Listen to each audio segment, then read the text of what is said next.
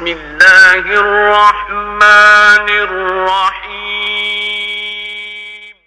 अल्हम्दुलिल्लाहि नहमदुहु व नस्तईनुहु व नस्तगफिरुह व नऊज़ु बिल्लाहि मिन शुरूरि अनफुसिना व मिन सय्यिआति अअमालिना मन यहदिहिल्लाहु फला मुज़िल्ल लहु व मन युज़लिल फला हादिय लहु व अशहदु अन ला इलाहा इल्लल्लाह व अशहदु अन्ना मुहम्मदन अब्दुहु व रसूलुहु। या अय्युहल्लज़ीना आमनुत्तक़ुल्लाह हक़्क़ तुक़ातिह वला तमूतुन्न इल्ला व अंतुम मुस्लिमून। या अय्युहन्नासुत्तक़ू रब्बकुमुल्लज़ी ख़लक़कुम मिन नफ्सिन वाहिदा व ख़लक़ मिन्हा ज़ौजहा व बस्स मिन्हुमा रिजालन कसीरन व निसाअ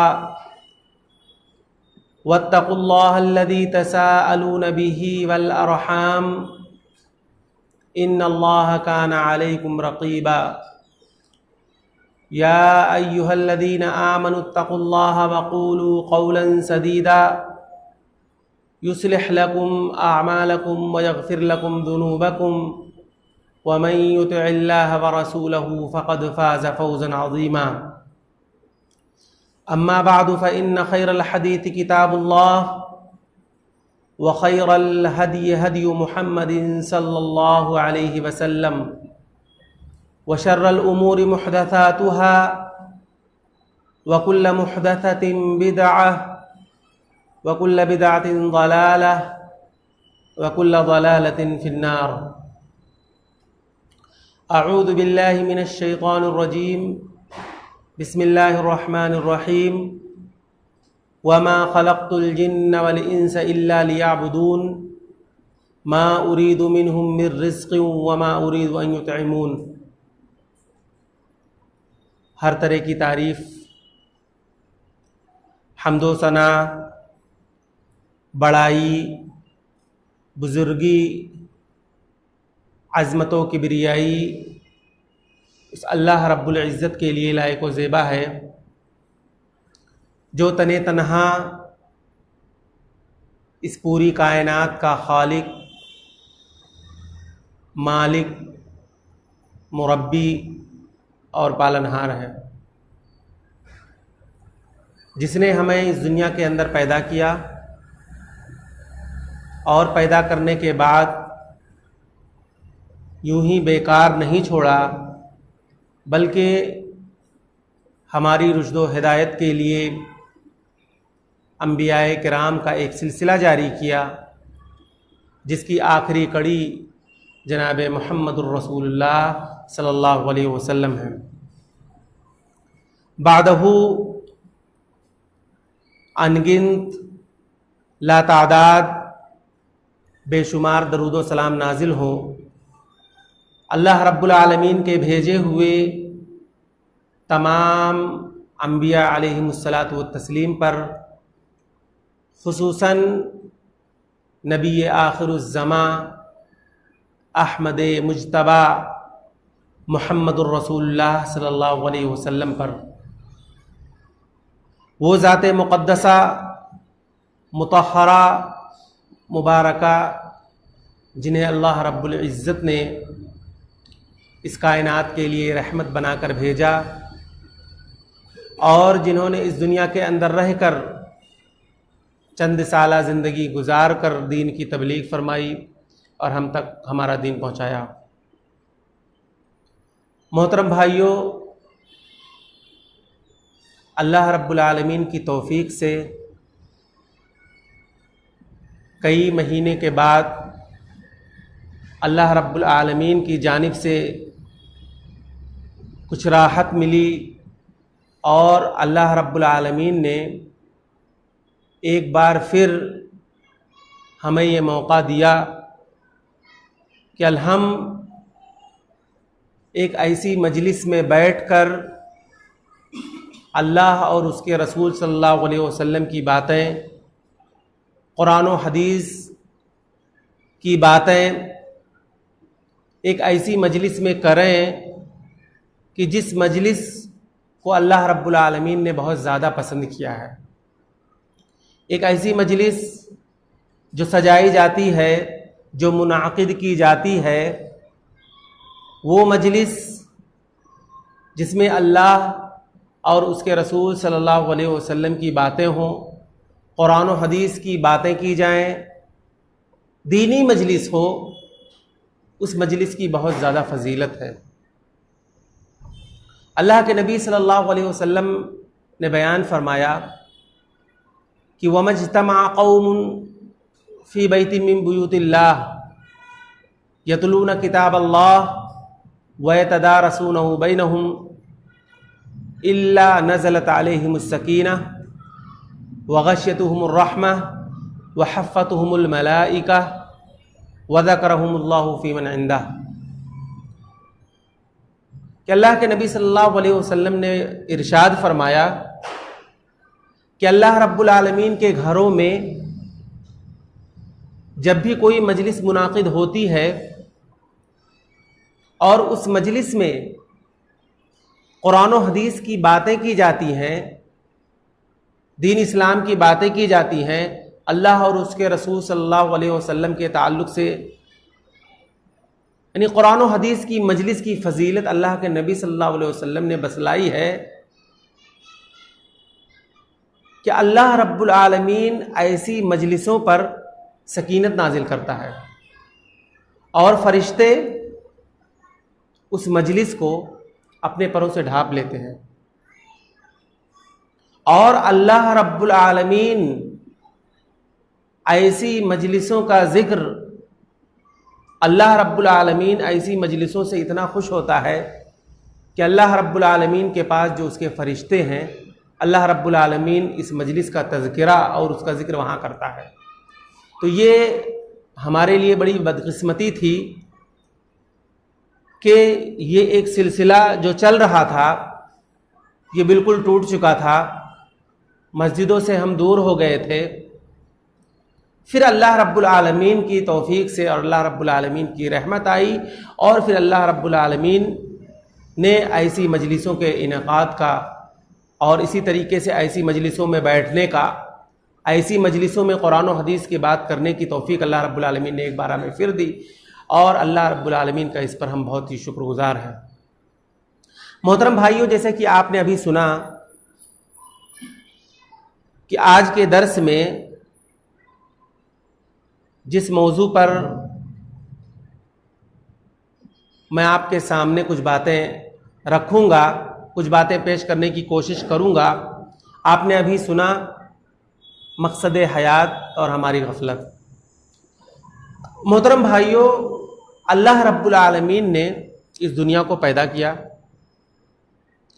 और इस दुनिया के अंदर अल्लाह रब्बुल आलमीन ने आसमान बनाए, ज़मीनें बनाई और अल्लाह रब्बुल आलमीन ने जिन्नातों को पैदा किया, इंसानों को पैदा किया और फिर इस दुनिया के अंदर कुछ ऐसी बेज़बान मखलूक़ात को भी पैदा किया।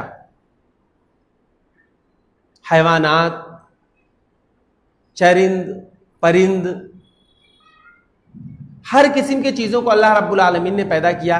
तो क्या ऐसी मखलूक़ात का पैदा करना या ऐसी मखलूक़ात का इस दुनिया के अंदर वजूद में लाना या इस दुनिया के को वजूद में लाना, क्या ये आबस और बेकार है? ये एक काफिराना सोच है और एक काफिराना नुक्ते नज़र है कि जो लोग ये समझते हैं कि कायनात का जो मकसद है, अल्लाह रब्बुल आलमीन ने जो इस कायनात को बनाया, पैदा किया, तो ये आबस और बेकार है। ये वजूद में आए और एक दिन ऐसा आएगा कि इनका खात्मा हो जाएगा और फिर इस दुनिया के अंदर जो मखलूक हैं, अगर हम उन बेज़बान मखलूक़ात की बात करें तो उनका भी इस कायनात के अंदर वजूद में आना ये भी बेकार है। बगैर किसी वजह के अल्लाह रब्बुल आलमीन ने हैवानात को पैदा किया, बगैर किसी वजह के अल्लाह रब्बुल आलमीन ने जानवरों को पैदा किया। ये चरिंद, ये परिंद, ये चिड़िए, ये अल्लाह रब्बुल आलमीन ने इन चीज़ को बगैर किसी मकसद के पैदा किया। अल्लाह रब्बुल आलमीन ने कुरान मजीद के अंदर इरशाद फरमाया कि वमा खलक़नस समावाति वल अर्ज़ वमा बैनहुमा बातिला ज़ालिका ज़न्नुल लज़ीना कफ़रू, कि अल्लाह रब्बुल आलमीन ने इस दुनिया को पैदा किया, अल्लाह रब्बुल आलमीन ने आसमान और ज़मीन को बनाया और मखलूक़ात को बनाया, तो इन्हें अल्लाह रब्बुल आलमीन ने बेकार में नहीं पैदा किया। ये किनकी सोच है? ऐसी बातें कौन करता है? अल्लाह रब्बुल आलमीन ने कहा ज़ालिका ज़न्नुल लज़ीना कफ़रू, ये ऐसे लोगों की सोच है जो इस तरह की बातें करते हैं जो काफिर हैं। काफिरों का ये नुक्ते नज़र है। मोमिन का, मुसलमानों का इस तरह की सोच से या ऐसी नुक्ते नज़र से मुसलमानों का और मोमिनों का कोई ताल्लुक नहीं है। ये काफिराना सोच है। और आप देखें कि अल्लाह रब्बुल आलमीन ने कुरान मजीद के अंदर, आप कुरान को पढ़ेंगे, कुरान को तर्जुमे से पढ़ेंगे तो ये बात बिल्कुल वाज़ेह है। अल्लाह रब्बुल आलमीन ने वाज़ेह कर दिया मकसद हयात, कुरान मजीद के अंदर अल्लाह रब्बुल आलमीन ने बिल्कुल वाज़ेह किया है। कहा वमा खलक़तुल जिन्न वल इंसा इल्ला लियअबुदून, कि मैंने जिन्नातों को और इंसानों को क्यों पैदा किया? कहा सिर्फ और सिर्फ अपनी इबादत और बंदगी के लिए पैदा किया। तो ये हम ये समझते हैं कि अल्लाह रब्बुल आलमीन ने इंसानों को पैदा किया, जिन्नातों को पैदा किया, तो हम इबादत के लिए से पैदा किए गए, बंदगी के लिए पैदा किए गए, अल्लाह रब्बुल आलमीन की इताअत के लिए पैदा किए गए। और वो मखलूक़ात जो बेज़बान हैं, ये अल्लाह रब्बुल आलमीन ने इन्हें पैदा किया है, इनके अंदर कोई इस बात का शऊर नहीं है। इसलिए कि अल्लाह रब्बुल आलमीन क़यामत के रोज़ जो सवालो जवाब करेगा ये हमसे करेगा, उनसे नहीं करेगा। तो मकसद हयात का शऊर उन्हें नहीं है। जबकि आप देखें कुरान मजीद को अगर आप पढ़ें, कुरान मजीद की सबसे पहली सूरत सूरतुल फातिहा के बाद, ये सूरतुल फातिहा जो कुरान मजीद की तमहीदी सूरत है, इस सूरत के बाद अल्लाह रब्बुल आलमीन ने जिस सूरत का जिक्र किया उस सूरत का नाम हम सब जानते हैं। वो सूरत जो कुरान मजीद की सबसे पहली सूरत है, तमहीदी सूरत के बाद, उस सूरत का नाम है सूरतुल बकरा। बकरा का मतलब होता है गाय। अल्लाह रब्बुल आलमीन ने एक जानवर के नाम से ये सूरत बनाया, सूरतुल बकरा। और फिर अगर आप और दूसरी सूरतों की बात करेंगे तो अल्लाह रब्बुल आलमीन ने कुरान मजीद की एक सूरत का नाम रखा सूरतुल अनकबूत। अनकबूत का मतलब होता है मकड़ी, यानी अल्लाह रब्बुल आलमीन ने एक मकड़ी के नाम से एक सूरत रखा।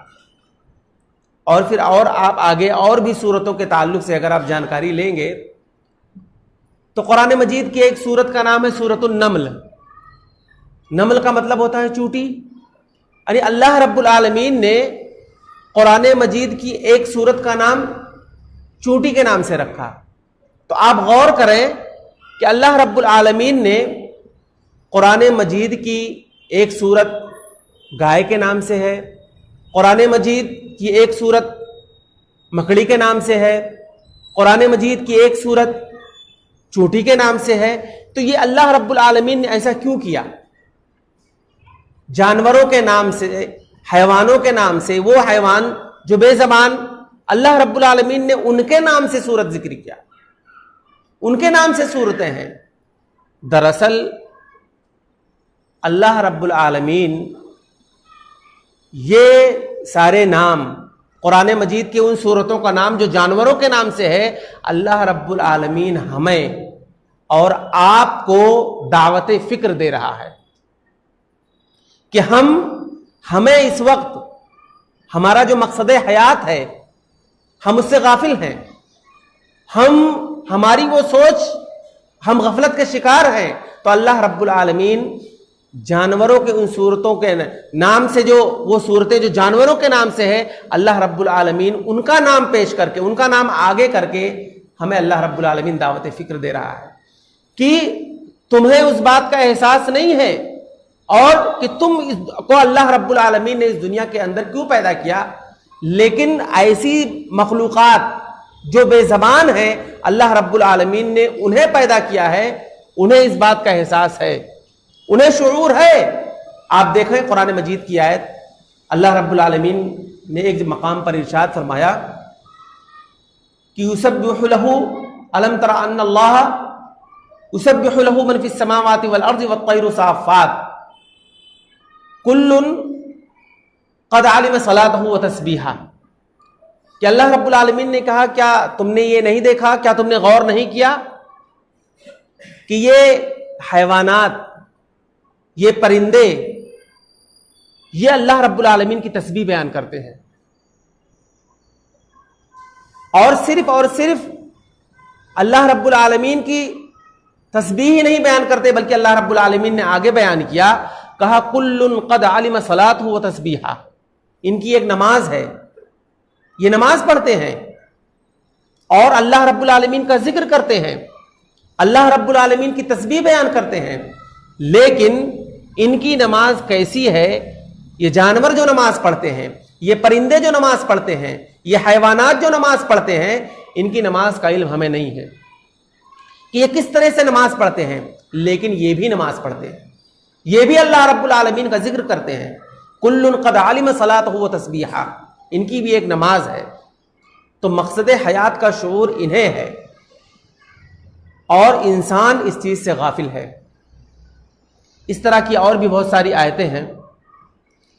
आप देखें, बहुत सारे अल्लाह रब्बुल आलमीन ने मोजज़ात के तौर पर कुछ चीजें अल्लाह रब्बुल आलमीन ने दिखाई है।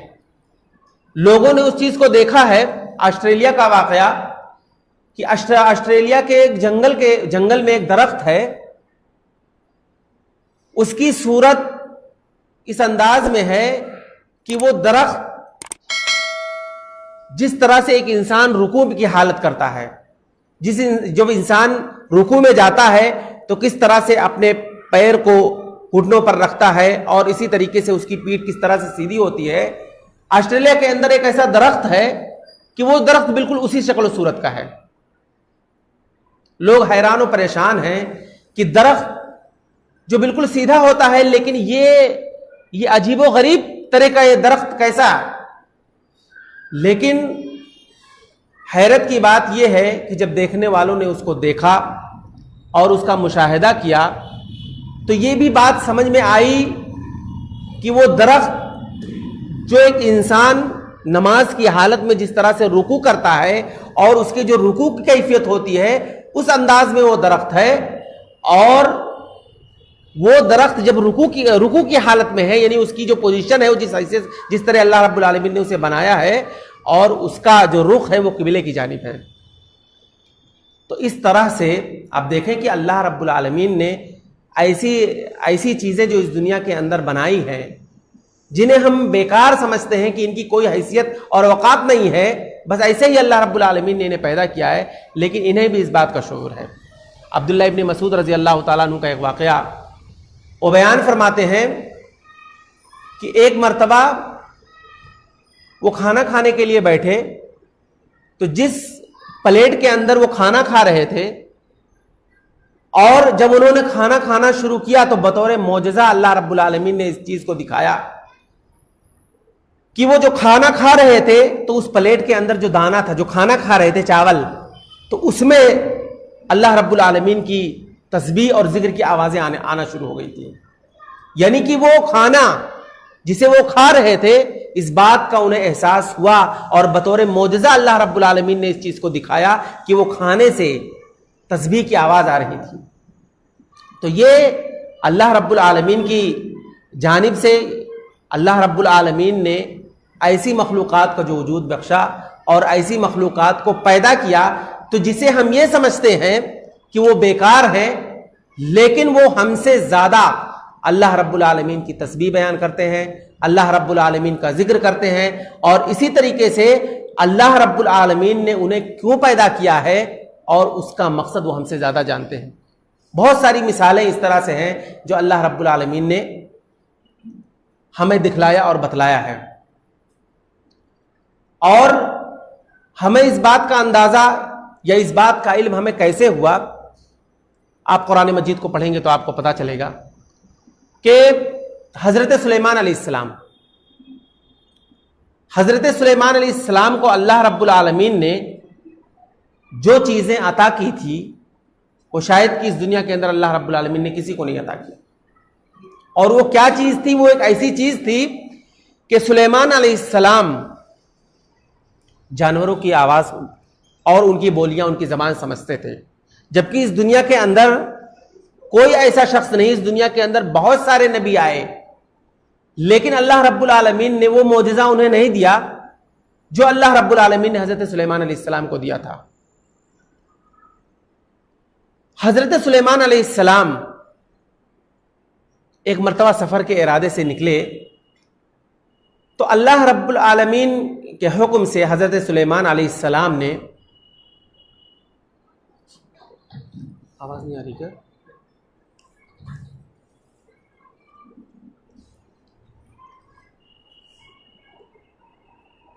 हजरत सुलेमान अलैहिस्सलाम एक मर्तबा सफर का इरादा किए तो हजरत सुलेमान अलैहिस्सलाम ने अपने साथ जिन्नातों को और हर तरह की मखलूक़ात को उन्होंने इकट्ठा किया और एक साथ जमा किया। सारे लोग जमा हुए। उसके बाद हजरत सुलेमान अलैहिस्सलाम ने जायजा लेना शुरू किया और किसी से कहा कि देखो, जिनको मैंने जमा किया था, क्या सारे परिंदे या इसी तरीके से सारे लोग यहां पर मौजूद है कि मौजूद नहीं है। जब जायजा लिया गया तो जब पता यह चला कि हजरत सुलेमान अलैहिस्सलाम ने अपने सफर में जिन जिन हैवानात को, जिन जिन जानवरों को, सारे लोगों को इकट्ठा किया है, उसमें से एक परिंदा जिसे हम हुदहुद के नाम से जानते हैं वो गायब है। सुलेमान अलैहिस्सलाम को गुस्सा आया और उन्होंने कहा कि मैंने जो इंतजाम किया और सफर मुझे करना था और बहुत सारे हैवानात को, सारे लोगों को मैंने इकट्ठा किया, सारे लोग मेरे हुक्म के मुताबिक जमा हैं, लेकिन ये हुदहुद परिंदा ये मुझसे इजाजत लिए बगैर कैसे गायब हो गया? वतफक़्क़द अत-तैर फ़क़ाल मा लिय ला अरल हुदहुद अम कान मिनल गायबिन लउअज़्ज़िबन्नहु अज़ाबन शदीदा औ लअज़बहन्नहु औ लयअतियन्नी बिसुल्तानिन मुबीन। कि सुलेमान अलैहिस्सलाम ने कहा कि मेरे इंतजामों इंसराम के बाद ये हुदहुद परिंदा जो गायब हो गया है, अगर ये वापस आता है, चूंकि मुझसे इजाजत लेकर के ये नहीं गया, तो आने के बाद लउअज़्ज़िबन्नहु अज़ाबन शदीदा, चूंकि ये मेरे इजाजत के बगैर भागा है, तो अगर ये अब आएगा तो मैं इसे सख्त सजा दूंगा। यहां तक कि सुलेमान अलैहिस्सलाम इतना गुस्सा हुए, कहा मैं उसे सख्त सजा दूंगा, औ लअज़बहन्नहु, या तो मैं पकड़कर उसे ज़बह कर दूंगा, औ लयअतियन्नी बिसुल्तानिन मुबीन, या तो फिर वो कोई माकूल उज़्र पेश करे। यानी हुदहुद परिंदा जो भागा है और मेरी इजाजत के बगैर चला गया है, अगर वो कोई माकूल उज़्र पेश करता है तो ऐसी सूरत में मैं उसे छोड़ूंगा, वरना उसे मैं सख्त सजा दूंगा। ये बातें सुलेमान अलैहिस्सलाम तमाम जानवरों के सामने, तमाम परिंदों के सामने कह ही रहे थे। कुरान ने कहा फमकसा गैर बईदिन फ़क़ाल अहत्तु बिमा लम तुहित बिही वजीतुका मिन सबइन बिनबइन यकीन। कि सुलेमान अलैहिस्सलाम ये गुफ्तगू कर ही रहे थे कि वो हुदहुद परिंदा आया और आने के बाद सुलेमान अलैहिस्सलाम से क्या कहता है? कहता है अहत्तु बिमा लम तुहित बिही वजीतुका मिन सबइन बिनबइन यकीन, कि ऐ सुलेमान अलैहिस्सलाम, मैं एक ऐसी खबर लेकर के आपके पास आया हूं, एक ऐसी चीज के बारे में मैं जानता हूं कि जिसका इल्म आपको नहीं है। यानी जो खबर या जो बातें मैं जानता हूं वो आपको नहीं है।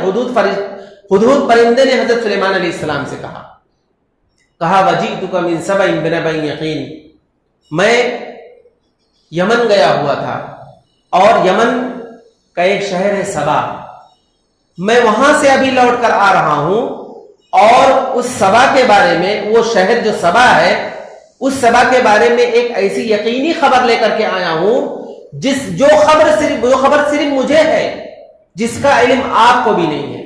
ये परिंदा हजरत सुलेमान अलैहिस्सलाम से मुखातब होकर इस तरह से बातें कर रहा है कि अहत्तु बिमा लम तुहित बिही, जिस खबर के बारे में मुझे पता है वो खबर के बारे में आपको पता नहीं है। अब यहां रुक करके एक बात मैं कहना चाहूंगा कि हमारे यहां या बहुत सारे लोग जिनका ये तस्वुर है और जो इस तरह की बातें करते हैं कि अंबिया अलैहिमुस्सलातु व तस्लीम गैब की बातें जानते हैं, उन्हें गैब का इल्म है और उन्हें वो सारी बातें पता होती हैं जो दूसरों को पता नहीं होती हैं। जैसे गैब का इल्म अल्लाह को है वैसे गैब का इल्म अंबिया को है। लेकिन आप एक परिंदे की ज़बानी ये बात सुने कि परिंदा क्या कह रहा है कि अहत्तु बिमा लम तुहित बिही, कि जिस खबर के बारे में मुझे पता है, जो चीजें मैं जानता हूं वो आपको पता नहीं है। ये एक परिंदे ने हजरत सुलेमान अलैहिस्सलाम से कहा और फिर उसने ये भी कहा अहत्तु बिमा लम तुहित बिही वजीतुका मिन सबइन बिनबइन यकीन इन्नी वजदतु इम्राअतन, कि मैं जब सबा गया, सबा एक यमन का शहर, वहां जब मैं पहुंचा तो मुझे एक बात जो बहुत ही ताज्जुब खेज लगी और जिसको देख करके मैं बहुत हैरान और परेशान हूं, ये मुझे एक अजीब सी कैफियत मालूम हुई जो मैं आपसे इस बारे में बता रहा हूं कि जब मैं सबा गया, सबा शहर पहुंचा तो वहां का मैंने जायजा लिया और वहां के बारे में मैंने देखा, वहां जो बहुत सारे लोग हैं, वो शहर पूरी बस्ती जो आबाद है, वहां जो मैं घूम करके आया और देख करके आया तो सबसे अजीब चीज जो मुझे वहां ये लगी कि इन्नी वजदतु इम्राअतन तमलिकुहुम व उतियत मिन कुल्लि शैइन व लहा अर्शुन अज़ीम, कि सबा वालों ने एक औरत को बादशाह बना दिया है। सबा शहर की जो हुकूमत एक औरत कर रही है, व लहा अर्शुन अज़ीम, और मैंने ये भी देखा कि उसका जो अर्श था बड़ा ही शानदार था। तो इस चीज को देख करके मुझे बहुत ताज्जुब हुआ कि औरत हुकूमत कर रही है, यानी एक परिंदे ने यह देखा कि एक शहर के अंदर एक औरत हुकूमत कर रही है तो उसको भी यह बात नापसंद आई। परिंदा भी इस बात को पसंद नहीं कर रहा है, उसे यह बात तस्लीम नहीं है कि औरत हुकूमत करे। और वाकई शरीयत के अंदर अल्लाह रब्बुल आलमीन ने औरत का जो मकाम व मर्तबा बतलाया है, और औरत घर के अंदर रहने वाली शय है, और अल्लाह रब्बुल आलमीन ने औरत को इसलिए नहीं पैदा किया कि वो पार्लियामेंट में जाकर के हुकूमत करे या इसी तरीके से किसी शहर का उसे मालिक बनाया जाए या किसी मुल्क का उसे बादशाह बनाया जाए। ये सारी चीजें अल्लाह रब्बुल आलमीन ने औरतों के लिए नहीं बनाया है, ये मर्द हजरात करेंगे इस चीज को। तो एक परिंदा जब वो यमन का एक शहर जो सबा है वहां जब पहुंचा और वहां का जब वो जायजा लिया तो उसे भी ये बात खटकी और उसे ये बात अजीब लगी, और सुलेमान अलैहिस्सलाम से आकर फौरन इसने कहा कि मुझे ये बात बिल्कुल अजीब सी लगी है कि मैं इस बात को भी नापसंद करता हूं कि एक औरत हुकूमत कर रही है, ये मुझे बहुत अजीब चीज लगी। और दूसरी बात जो हुदूद परिंदे ने आकर के कहा वजदतुहा यसजुदूना लिश्शम्सि मिन दूनिल्लाह, कि मुझे दूसरी बात जो बहुत अजीब लगी और जिस चीज को मैंने पसंद नहीं किया वो ये कि उस सबा शहर के अंदर लोग अल्लाह रब्बुल आलमीन को छोड़ करके सूरज की इबादत कर रहे हैं। यानी अब यहां पर एक परिंदे का आप अकीदा देखें, वो परिंदा भी तौहीद परस्त, परिंदे का अकीदा हमें पता चल रहा है, वो परिंदे के अकीदे के बारे में हमें मालूम हो रहा है कि परिंदा भी इस बात का इकरार कर रहा है, हुदहुद परिंदा, कि इबादत किसकी की जाएगी, अल्लाह रब्बुल आलमीन की जाएगी।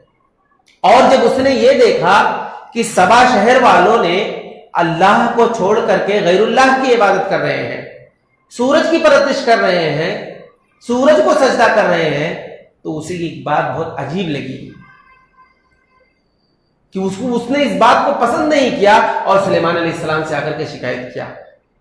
अब आप देखें, जो मैं कहना चाहता हूं वो ये कि परिंदे की जबान हम नहीं समझते हैं, चूंटियों की जबान हम नहीं समझते हैं, और दीगर जो जानवर हैं हम उनके बारे में नहीं जानते हैं कुछ, लेकिन सुलेमान अलैहिस्सलाम को अल्लाह रब्बुल आलमीन ने जो चीजें बतौर मौजज़ा अता किया था, वो जानवरों की बोली, जानवरों की जबान समझते थे। तब जब उस परिंदे की जबान को सुलेमान अलैहिस्सलाम समझ रहे हैं, तो वहां पर इस बात का हमें पता चला कि इबादत अल्लाह रब्बुल आलमीन की जाए, और अल्लाह रब्बुल आलमीन ने इसी मकसद के तहत हमें पैदा किया है। इसका शऊर परिंदों को है, इसका शऊर जानवरों को भी है, वो जानवर जो बेज़बान है, इसलिए कि अल्लाह रब्बुल आलमीन ने उस परिंदे के जरिए से जो बातें कहलवाई और सुलेमान अलैहिस्सलाम ने इस बात को समझा, और तब यह हमें पता चला कि परिंदों को, जानवरों को भी इस बात का एहसास है और शऊर है कि उनके पैदाइश का मकसद उन्हें पता है। एक परिंदे के जरिए हमें पता चला, लेकिन इंसान क्या है, इस चीज से गाफिल है। इसी तरह से अल्लाह रब्बुल आलमीन ने जो इंसानों को पैदा किया और इंसान के पैदाइश का जो मकसद बतलाया, हमारा जो मकसद हयात है, ये बिल्कुल वाज़ेह है। कुरान मजीद को आप पढ़ेंगे तो आपको पता चलेगा। अल्लाह रब्बुल आलमीन ने इंसानों को और हमें जो पैदा किया है, तो हमारे पैदाइश का मकसद क्या है? अल्लाह रब्बुल आलमीन की इबादत, अल्लाह रब्बुल आलमीन की बंदगी, अल्लाह रब्बुल आलमीन की इताअत, अल्लाह के नबी सल्लल्लाहु अलैहि वसल्लम की सीरत, अल्लाह के नबी सल्लल्लाहु अलैहि वसल्लम की सीरत जो हमें हदीसों की शक्ल में मिली है, और अल्लाह रब के नबी सल्लल्लाहु अलैहि वसल्लम का जो तरीका हमें बतलाया गया है, उस पर हम अमल पैरा हों। ये मुख्तसर अंदाज में आप ये समझे कि हमारा मकसद हयात यही है, अल्लाह रब्बुल आलमीन की इबादत, अल्लाह रब्बुल आलमीन की बंदगी, अल्लाह रब्बुल आलमीन का तक़वा, अल्लाह रब्बुल आलमीन अल्लाह के भेजे हुए आखिरी नबी जनाब मोहम्मद रसूलुल्लाह सल्लल्लाहु अलैहि वसल्लम के उसमें हसना पर अमल करना, ये हमारा मकसद है। तो अब यहां पर हम एक बात ये समझे कि जब अल्लाह रब्बुल आलमीन ने हमें इसी मकसद के तहत पैदा किया, हमारा मकसद हयात इबादत है, हमारा मकसद हयात बंदगी है, तो अगर हम अपने 24 घंटों का जायजा लें, हमारे जो 24 घंटे हैं जो हम गुजारते हैं, कि हमारा 24 घंटा किन चीजों में गुजरता है। अगर हम नमाजों की बात करते हैं, अगर एक नमाज का वक्त हम आधा घंटा तय कर लें, फजर से लेकर के इशा तक, कि हम आधा घंटा ये एक नमाज के लिए निकालते हैं, और इस आधे घंटे में हम अल्लाह रब्बुल आलमीन की इबादत कर रहे हैं, तो अगर आधे आधे घंटे के हिसाब से हम निकालेंगे, फजर से लेकर के इशा तक 5 वक्त की नमाज। अब उस 5 वक्त की नमाज की अदायगी अगर हम आधा आधा घंटे में करते हैं, तो मुश्किल कितना हुआ? 2.5 घंटा, यानी 2.5 घंटा 24 घंटे में से हमने निकाला सिर्फ इबादत के लिए। उसके अलावा हम सोते कितना घंटा है? अगर 7 से 8 घंटा, अगर हम ये देख लें कि हमारा सोने में जाता है रात के अंदर 7 घंटा 8 घंटा, इसके अलावा जो बचते हैं, इबादत के लिए 2.5 घंटा आप निकाल लीजिए, सोने के लिए आप 7 से 8 घंटा निकाल लीजिए, उसके बाद जो बचते हैं 24 घंटे में से, उसमें हम क्या करते हैं? बिजनेस, तिजारत, कारोबार।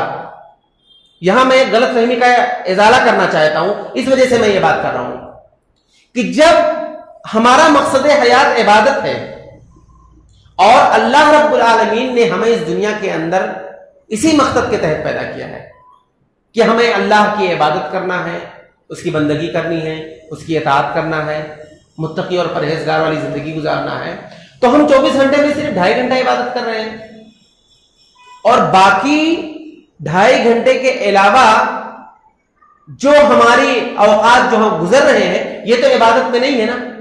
ये हमारी सोच है कि 2.5 घंटे के अलावा और भी दीगर हैं, हम सोते हैं, कहां इबादत कर रहे हैं। हम बिजनेस के लिए निकले हैं, नौकरी कर रहे हैं, तिजारत कर रहे हैं, कहां हम इबादत कर रहे हैं? तो इसका मतलब यह हुआ कि जब हम 24 घंटे में सिर्फ और सिर्फ 2.5 घंटा अल्लाह की इबादत के लिए निकाल रहे हैं, बाकी दूसरे जो औकात है उसमें हम इबादत नहीं कर रहे हैं, तो इसका मतलब यह है कि हम मकसद हयात को भूल चुके हैं। और मकसद हयात जो हमारा है, हमारी जिंदगी का जो मकसद है, ये हमसे छूट गया और उस मकसद को हम भूल गए, गफलत के शिकार हैं। ये ऐसी बात नहीं है। यहां पर एक गलत फहमी है जो लोगों के अंदर पाई जाती है, उसे मैं दूर करना चाहता हूं कि आप 2.5 घंटे नमाज के लिए निकाल रहे हैं, 5 वक्त की नमाज। अब अगर कोई ये सोचे कि अल्लाह ने हमें इबादत के लिए पैदा किया है तो हम ज्यादा वक्त निकालेंगे, 24 घंटे में हमारी कोशिश ये होनी चाहिए कि हम ज्यादा से ज्यादा औकात हमारी इबादत के अंदर गुजरे, मस्जिदों के अंदर मैं आकर के ज्यादा से ज्यादा बैठूं, इबादतें ज्यादा करूं, नवाफिल का एहतमाम करूं, तहज्जुद पढ़ूं, तब वो मकसद पूरा होगा। ऐसी बात नहीं है। अगर आप तिजारत कर रहे हैं, बिजनेस कर रहे हैं, अगर वो तिजारत, वो बिजनेस जिस तरह से तिजारत करने के लिए कहा गया है, अगर आप उस तरह से तिजारत कर रहे हैं तो वो भी इबादत है। आप सूदी कारोबार नहीं कर रहे हैं, और जब आप कोई चीज बेच रहे हैं तो उसके अंदर डंडी नहीं मार रहे हैं, चोरी नहीं कर रहे हैं, और वो तिजारत का तरीका जो अल्लाह के नबी सल्लल्लाहु अलैहि वसल्लम ने हमें बतलाया है, उस हिसाब से अगर हम तिजारत कर रहे हैं, वो सारी चीजों को अपने सामने रख करके हम तिजारत कर रहे हैं, तो ये तिजारत भी हमारी इबादत है। और अगर जैसे कि मैंने कहा कि हम 7 से 8 घंटा सोने में निकाल देते हैं, तो हम ये समझते हैं कि अगर हम सोएंगे तो असल मकसद हमारा इबादत है, अल्लाह ने इबादत के लिए पैदा किया है। हम 8 घंटा सो रहे हैं, 2.5 घंटा इबादत कर रहे हैं।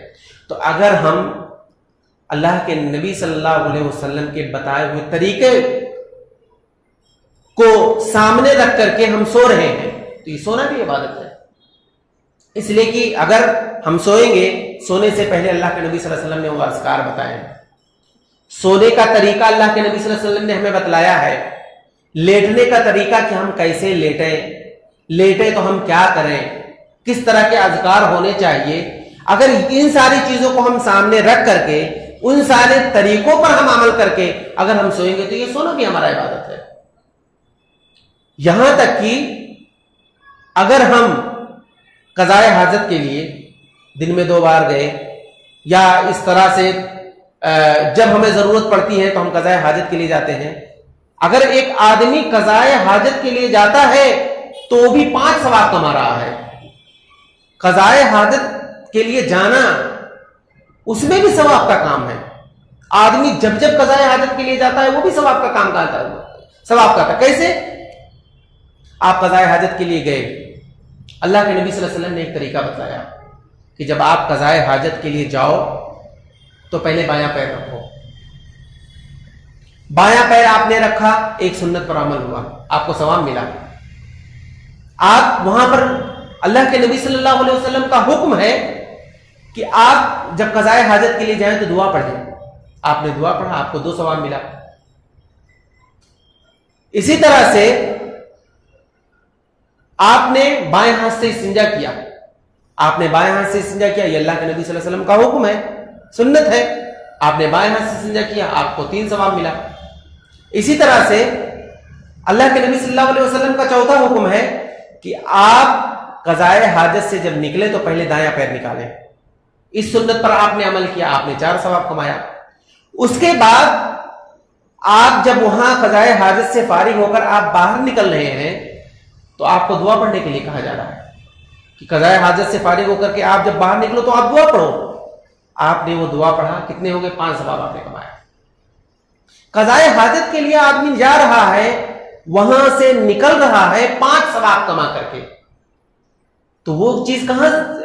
ये चीजें मैं एक गलतफहमी का इजाला करना चाहता हूं कि लोगों की जो सोच है, और ये सोच करके बहुत सारे लोगों ने अपनी जिंदगी को एकदम अजीबोगरीब क्रिश्चियन वाली जिंदगी बना ली। जी क्रिश्चियनों की सोच होती है, या उनके अंदर जो राहिब होते हैं, उनकी सोच क्या होती है कि नहीं, दुनिया को छोड़ दो, दुनिया अगर कमाओगे, दुनिया के पीछे पड़ोगे, बीवी बच्चों के पीछे पड़ोगे, शादियां करोगे, तो तुम अपने मकसद हयात को खो बैठोगे, तुम्हारा मकसद हयात पूरा नहीं होगा। इसलिए दूर चले जाओ, रागिब बन जाओ, जंगलों में जाकर के अपनी जिंदगी गुजारो और लोगों की नजरों से बिल्कुल ओझल कर हो करके ऐसी जगह पर चले जाओ जहां पर रह करके तुम इबादत कर सकोगे, ताकि मकसद हयात को सही मानों में तुम हासिल कर सकोगे।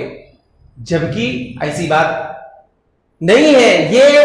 ये सिर्फ हमारी एक सोच है, जो हमारी गलत फहमी है, जो इसे हम समझ रहे हैं, और उस गलत फहमी के पेश नजर हम इस तरह की बातें कर रहे हैं। जबकि तिजारत करना, बिजनेस करना, माल कमाना और ज्यादा से ज्यादा पैसा जमा करना और इसी तरह से बिल्डिंगें बनाना, घरें बनाना, बंगले बनाना, ये अल्लाह रब्बुल आलमीन इन चीजों से मना नहीं करता है। अच्छी चीज है, आप करो, ज्यादा से ज्यादा आप पैसा जमा करो। अल्लाह रब्बुल आलमीन नहीं मना कर रहा है आपको पैसा, कि आप पैसा नहीं जमा कर सकते। हाँ, यह और बात है, सब कुछ उसी को नहीं समझना है, माल की मोहब्बत को अपने दिल में नहीं बिठाना, ये अलग चीज है। लेकिन इन तमाम चीजों से अल्लाह रब्बुल आलमीन मना नहीं करता है। और जो बहुत सारे लोग मकसद हयात को अपने सामने रखते हुए शादी ब्याह नहीं करते हैं, कि अगर शादी ब्याह करेंगे उसमें मशगूल हो जाएंगे, उसमें मसरूफ हो जाएंगे, या शादी ब्याह वगैरह कर भी लेते हैं तो उनकी तवज्जो अपने बीवी बच्चों पर नहीं होती है, इबादत पर होती है। यह भी गलत है। वो लोग मकसद हयात को सामने रखते हुए इबादत पर ज्यादा तवज्जो देते हैं, बीवी और बच्चों पर कम तवज्जो देते हैं, यह भी गलत है।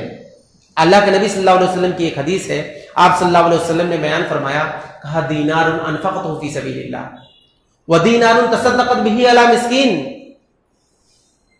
कि एक रुपए और पैसे आप अल्लाह के रास्ते में भी खर्च करते हैं, अल्लाह के रास्ते में आप देते हैं।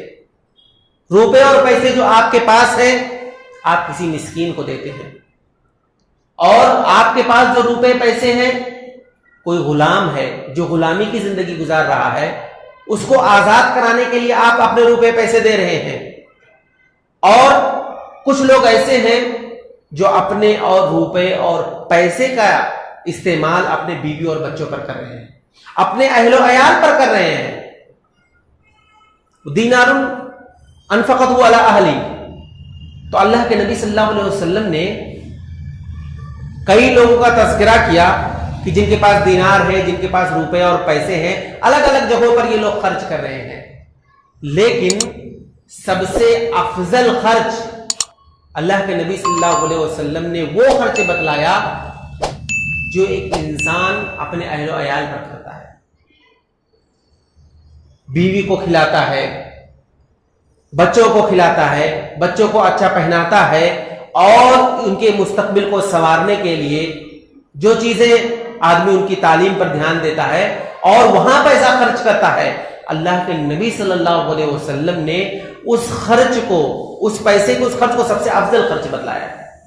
तो ये जो हमारी गलत फहमी है कि हम मकसद हयात को नहीं समझ पा रहे हैं, हमारी इस दुनिया के अंदर हमारी इस पैदाइश का जो मकसद है, अल्लाह ने जो इबादत बतलाई है, तो हमारी नजर इसी इबादत पर है कि अगर हम ज्यादा से ज्यादा इबादत करेंगे, मस्जिदों में बैठेंगे, मुसल्ले पर बैठे हुए हैं, हमारे अक्सर औकात मस्जिदों के अंदर गुजर रहे हैं, नवाफिल में गुजर रहे हैं, तहज्जुद में गुजर रहे हैं, हम ज्यादा से ज्यादा रोजा रख रहे हैं, तो हम ही हैं जो अल्लाह रब्बुल आलमीन के मुत्तकी और परहेजगार बंदे शुमार किए जाएंगे, और हम ही सबसे अच्छे हैं, और हम ही अपने इस मकसद को पूरा कर रहे हैं। ऐसी बात नहीं है।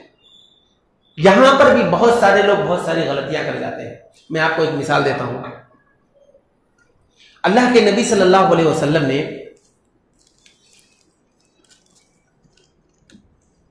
हिजरत के वक्त जब कुफारे मक्का अल्लाह के नबी सल्लल्लाहु अलैहि वसल्लम को और इसी सहाबे किराम को उनके इबादत करने पर उन्हें मजबूर कर दिया, वो नमाज नहीं सही से पढ़ सकते थे, अल्लाह रब्बुल आलमीन की इबादत नहीं कर पा रहे थे मक्का के अंदर। अल्लाह रब्बुल आलमीन ने की हुक्म से, अल्लाह रब्बुल आलमीन का हुक्म आया कि अब मुसलमानों से कहिए कि अब ये मक्का छोड़कर दूसरे जगह चले जाएं। मदीना का हुक्म आया कि ये मदीना चले जाएं। वो हिजरत करके मदीना पहुंचते हैं। अल्लाह के नबी सल्लल्लाहु अलैहि वसल्लम ने मदीना के अंदर जो अंसारी सहाबी थे, दो दो लोगों के दरमियान अल्लाह के नबी सल्लल्लाहु अलैहि वसल्लम ने मुआफ़ात पैदा की, और एक मुहाजिर को एक अंसार के हवाले कर दिया कि वो अंसार जिनके घर में एक हिजरत करने वाला शख्स जाकर के रहता था, तो वो उसकी देख रेख ऐसे ही करता था जैसे कि एक आदमी अपने अहलो याल के साथ करता है। उसका खर्च और उसका खाना पीना, उसकी देख रेख, उसके रहने सहने का इंतजाम बिल्कुल अंसारी सहाबी अपने मुहाजिर साथी के साथ ऐसे ही करते थे जैसे कि क्या है अपने अहलो याल के साथ करते थे।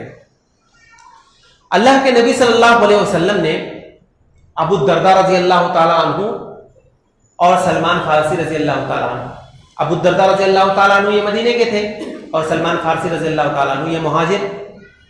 अल्लाह के नबी सल्लल्लाहु अलैहि वसल्लम ने इनके दरमियान मुलाकात की।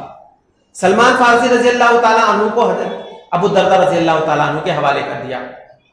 अब अबू दरदा रजी अल्लाह ताला अन्हु जो थे, ये हजरत सलमान फारसी रजी अल्लाह ताला अन्हु की देख रेख और उनकी जिम्मेदारी, उनका खर्च उनके जिम्मे था। सलमान फारसी रजी अल्लाह ताला अन्हु जब अबू दरदा रजी अल्लाह ताला अन्हु के घर रहने लगे, उन्होंने ये देखा उम्मु दरदा जो उनकी बीवी थी, वो नहायत ही मैले कुचेले कपड़े में, परागंदा हालत, कोई बस ऐसे ही एक सादगी वाली जिंदगी गुजार रही थी। तो उन्होंने जब उम्मु दरदा को देखा तो हजरत सलमान फारसी रज़ी अल्लाह ताला अन्हु सवाल कर बैठे। अब यहां पर एक सवाल पैदा हो सकता है कि कैसे, ये तो सलमान फारसी रज़ी अल्लाह ताला अन्हु ने कैसे उम्मु दरदा को देखा और उनके इस परागंदा हालत और जो सादगी की जिंदगी गुजार रही थी कैसे उनको देखा, ये सवाल हमारे जहन में आ सकता है। तो मैं बता देना चाहता हूं कि ये पर्दे की आयतें नाजिल होने से पहले, हिजाब का हुक्म नाजिल होने से पहले की बात है। उस वक्त पर्दे का हुक्म, बीवी उम्मे दरदा को देखा तो उनसे सवाल कर बैठे कि ये तुमने अपनी हालत क्या बना रखी है, किस तरह की जिंदगी गुजार रही हो, ये मैले कुचेले कपड़े, ये ऐसे ही। उम्मु दरदा ने हजरत सलमान फारसी से कहा कि तुम्हारे भाई अबू दरदा को मेरी कोई जरूरत नहीं है, तो मैं किसके लिए बनाओ सिगार करूं। उनका मकसद सिर्फ और सिर्फ इबादत है। उन्होंने अपनी जिंदगी का मकसद हयात जो उनका है, उनका इबादत है। वो साल भर रोजा रखते हैं, महीनों गुजर जाते हैं, वो इफ्तार नहीं करते, वो रोजा रखते हैं, रोजाना रोजा रखते हैं और पूरी रात ये इबादत करते हैं। इशा की नमाज पढ़ लिए, तहज्जुद की नमाज में मसरूफ हो गए, क़यामुल लैल, लंबी लंबी क़याम, लंबे लंबे क़याम, लंबे लंबे रुकू, लंबे लंबे सुजूद, इस तरह से वो रात अपनी इबादतों में गुजार देते हैं, दिन अपने रोजे में गुजार देते हैं। उनको हमारी क्या परवाह है, किसके लिए मैं बनाओ सिगार करूं। सलमान फारसी रज़ी अल्लाह ताला अन्हु ने जब ये सुना तो उनको बड़ा ताज्जुब हुआ और उन्होंने अपने दिल में ये सोचा कि अब मैं जरूर अबू दरदा की तरबियत करूंगा और सही चीज क्या है, मकसद हयात क्या है, जिंदगी का मकसद क्या है, मैं उन्हें समझाऊंगा। उन्होंने अपने दिल में ठान लिया। अब एक दिन अबू दरदा ने अपनी बीवी से कहा कि देखो सलमान फारसी हमारे यहाँ है, इनकी देख रेख की जिम्मेदारी, इनकी खाने पीने की जिम्मेदारी तुम्हारे ऊपर है और तुम्हें इन्हें वक्त पर खाना देना है, इनके सोने का इंतजाम करना है और जिस तरह से हमारे अहले आया है बिल्कुल ऐसे ही इनके साथ वही मामला करना है। दोपहर का वक्त आया, अबू दरदा ने उम्मु दरदा से कहा कि सलमान के लिए जो कुछ घर में है उनके लिए तुम खाना लगा दो, ला करके उनको पेश कर दो, खाना खा ले। सलमान फारसी बैठते हैं, उम्मु दरदा ने खाने के लिए कुछ चीजें उनके सामने उन्होंने पेश किया। सलमान फारसी रज़ी अल्लाह ताला अन्हु ने अबू दरदा को बुलाया और कहा बैठो तुम भी हमारे साथ खाना खाओ। उन्होंने कहा कि नहीं, मैं कैसे खाना, मैं तो रोजे से हूं, मैं नहीं खाना खा सकता, आप खा लो, आपके लिए खाना है, मैं रोजे से हूं। सलमान फारसी ने कहा नहीं, आपको भी मेरे साथ खाना पड़ेगा। उन्होंने कहा कि मैं रोजे से हूं, अब मैंने आपको बताया कि मेरा रोजा है, मैं नहीं खा सकता। तो सलमान फारसी कहा नहीं, आपको खाना पड़ेगा। मा अना बिआकिल हत्ता ताकुल, कहा मैं उस वक्त तक खाना नहीं खाऊंगा जब तक आप मेरे साथ खाना नहीं खाओगे। जिद पकड़ लिए, कहा नहीं आपको खाना खाना ही पड़ेगा मेरे साथ। अब अबू दरदा रज़ियल्लाहु ताला अन्हु देख रहे हैं कि ये सलमान फारसी रज़ियल्लाहु ताला अन्हु तो जिद पकड़ करके बैठ गए कि मुझे अब तो खाना खाना ही पड़ेगा। अब वो मजबूर होकर के ये देख करके कि सलमान फारसी खाना नहीं खा रहे तो उन्होंने रोजा तोड़ दिया। उसके बाद सलमान फारसी रज़ियल्लाहु ताला अन्हु के साथ बैठ करके उन्होंने भी दोपहर का खाना खाया। उसके बाद जब ईशा के वक्त आया, ईशा की नमाज पढ़ लिए, फारिग हो गए। उसके बाद अबू दरदा रज़ियल्लाहु ताला अन्हु ने उम्मु दरदा से कहा कि सलमान फारसी के लिए बिस्तर वगैरह का इंतजाम कर दो, ये सो जाएं। तो उन्होंने बिस्तर वगैरह का इंतजाम कर दिया, उनकी जगह मुतय्यन कर दी कि आप वहां जाकर सो जाइए। वो जाते हैं, जैसे ही बिस्तर पर लेटते हैं उनकी नजर अचानक ये पड़ती है कि अबू दरदा क़यामुल लैल में मसरूफ हो गए। और मैं आपको ये बता दूं कि तहज्जुद का वक्त, जैसे अबू दरदा रज़ियल्लाहु ताला अन्हु ईशा के बाद ही तहज्जुद पढ़ना शुरू कर देते थे, तो तहज्जुद का वक्त ईशा के बाद है, कोई चाहे तहज्जुद पढ़ सकता है, जैसे कि हम। लेकिन असल वक्त जो है, अफजल वक्त वो है जो अल्लाह के नबी सल्लल्लाहु अलैहि वसल्लम जिनका एहतमाम करते थे, वो आखिरी वक्त था, फजर से पहले का वक्त था। असल वक्त वो है तहज्जुद का। लेकिन अगर कोई शख्स ईशा के बाद ही तहज्जुद पढ़ना चाहे तो पढ़ सकता है, ये जायज और दुरुस्त है। तो अबू दरदा रज़ियल्लाहु ताला अन्हु क़यामुल लैल में मसरूफ हो गए। सलमान फारसी ने देखा, और चूंकि उनकी बात पहले उम्मु दरदा से हो चुकी थी, वो भी खड़े हो गए, बैठ गए, बोले मैं नहीं सोऊंगा। तो बोले नहीं, मैंने आपके लिए बिस्तर लगवा दिया है, आप सोइए, मैं कुछ इबादत करूंगा। तो उन्होंने कहा नहीं, जब तक आप नहीं सोओगे मैं भी नहीं सोऊंगा। अब वो क्या करें, मजबूर हो गए, वो भी उठ करके बैठ गए। तो अबू दरदा रज़ियल्लाहु ताला अन्हु जब ये देख रहे हैं कि सलमान फारसी रज़ियल्लाहु ताला अन्हु अपनी जिद पर आ गए, और उन्होंने कहा कि आप कि ये जब तक मैं नहीं सोऊंगा तब तक ये भी नहीं सोएंगे। बहरहाल सलमान फारसी रज़ियल्लाहु ताला अन्हु ने अबू दरदा को जबरदस्ती सुलाया, कहा सोना पड़ेगा, जब वो सोए तब ये सोए। उसके बाद जब रात का 1/3 हिस्सा गुजर गया, तब सलमान फारसी रज़ियल्लाहु ताला अन्हु उठे और अबू दरदा को जगाया और कहा, अबू दरदा अब उठो और क़यामुल लैल पढ़ो, नमाज पढ़ो, तहज्जुद की नमाज पढ़ो। अबू दरदा रज़ियल्लाहु ताला अन्हु ने फजर से पहले तहज्जुद का वक्त, जिससे आखिरी वक्त होता है रात का, उन्होंने भी तहज्जुद की नमाज पढ़ी। सलमान फारसी रज़ियल्लाहु ताला अन्हु ने भी नमाज पढ़ी। जब ये लोग तहज्जुद से फारिग हो गए, नमाज पढ़ लिए, फजर की नमाज पढ़ लिए, उसके बाद सलमान फारसी रज़ियल्लाहु ताला अन्हु ने अबू दरदा को नसीहत करना शुरू किया। कहा, इन्ना लिजसदिका अलैका हक्का वली अहलिका अलैका हक्का वली आइनिका अलैका हक्का वली ज़ौजिका अलैका हक्का, कि तुम्हारे जिस्म पर तुम्हारा हक है, तुम्हारे अहलो अयाल पर भी तुम्हारा हक है, तुम्हारी बीवी और बच्चों पर भी तुम्हारा हक है, तुम्हारी आंख पर, इस आंख को थकाओ मत, इस आंख पर भी तुम्हारा हक है, इसको सोने दो।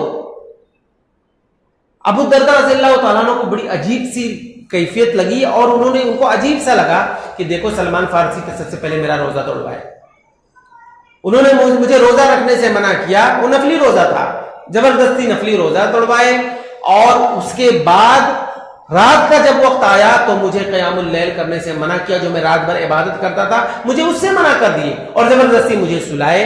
मेरा एक रोजा गया, मेरी एक रात की इबादत गई।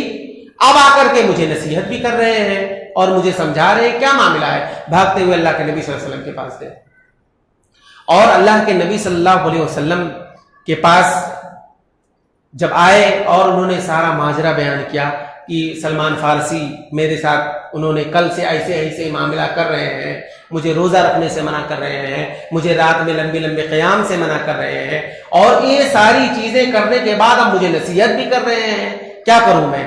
अल्लाह के नबी सल्लल्लाहु अलैहि वसल्लम ने कहा, सदक़ा सलमान, फारिस से आए हुए सलमान ने सच बात कही है, और जो तुम्हें वो नसीहत कर रहे हैं, जो बातें तुम्हें बतला रहे हैं, उन्होंने जो तुम्हारा रोजा तोड़वाया और जो तुम्हें इबादत करने से, क़यामुल लैल करने से मना किया, तुम्हें सुलाया, और जो तुम्हें नसीहत कर रहे हैं, ये बिल्कुल सच बात है। सलमान ने बहुत अच्छा काम किया।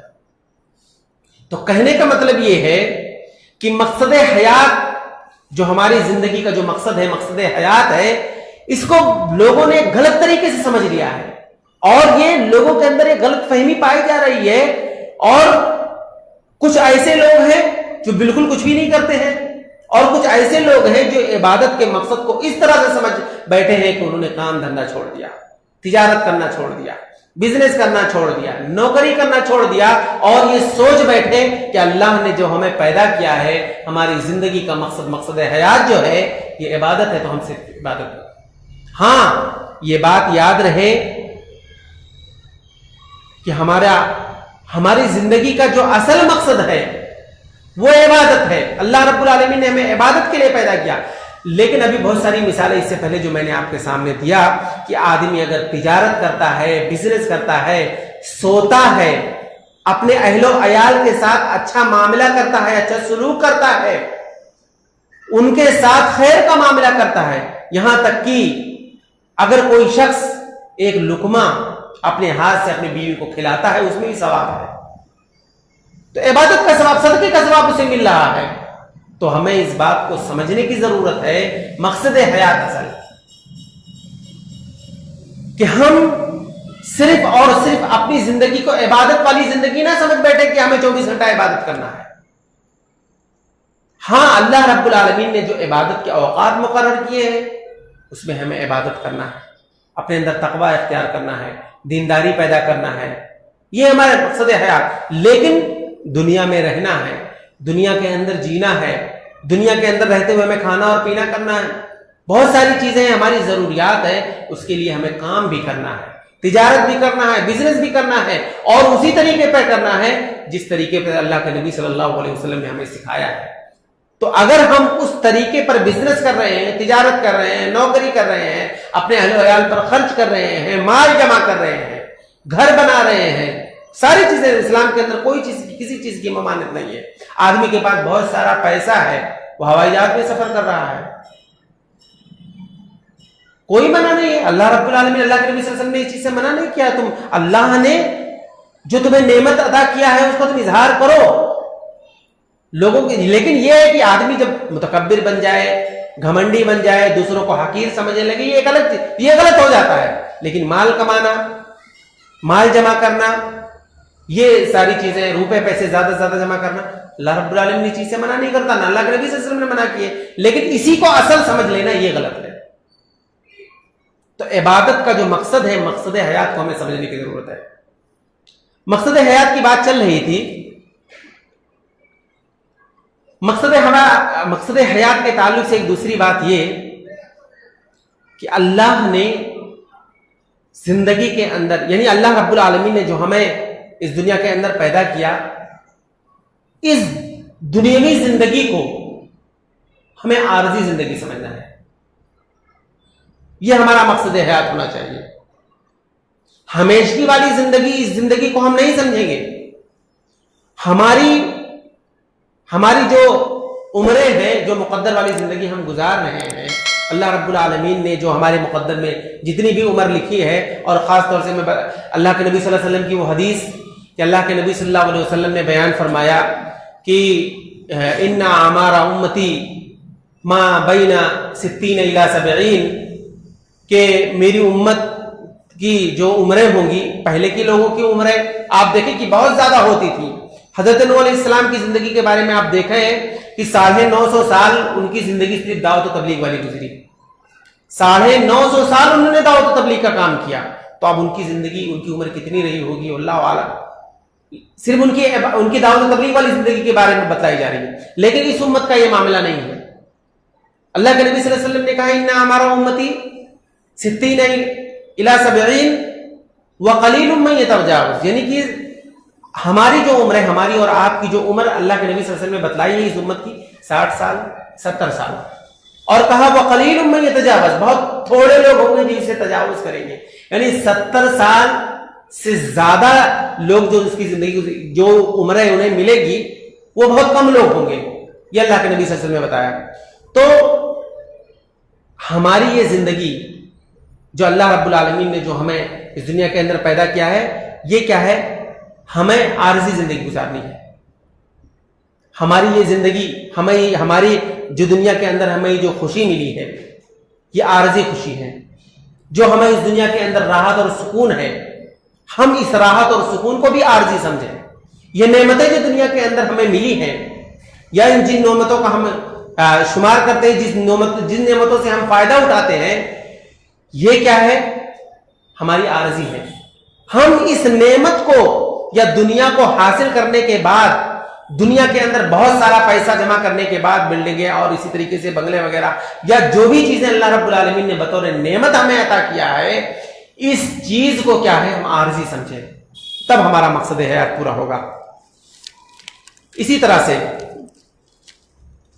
जैसे कि कहा जाता है दुनिया मज़रातुल आखिरा, ये दुनिया जो है ये आखिरत की खेती है।